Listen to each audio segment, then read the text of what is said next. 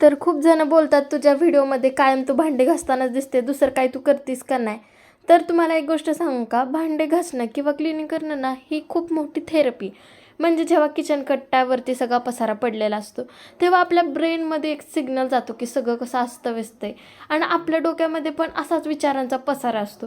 जसं जसं आपण आपलं घर आवरतो, जसं जसं आपण आपलं किचन कट्टा आवरतो, भांडे घासतो आणि सगळं किचन घर एकदम क्लीन होतं, तसं आपल्या डोक्यातले विचार पण सुटसुटीत होतात, क्लीन होतात आणि आपलं डोकं एकदम शांत होतं. असं माझ्या बाबतीत तर होतं. तुमच्या बाबतीत पण होतं का ते मला कमेंटमध्ये नक्की सांगा.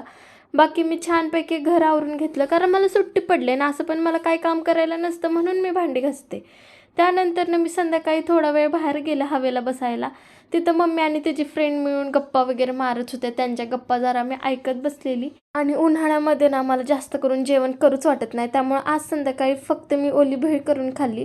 बाकी आजचा दिवस तर थोडा ठीकठाक गेला आहे कारण मी खूप जास्त कंटाळा केला आजच्या दिवसात.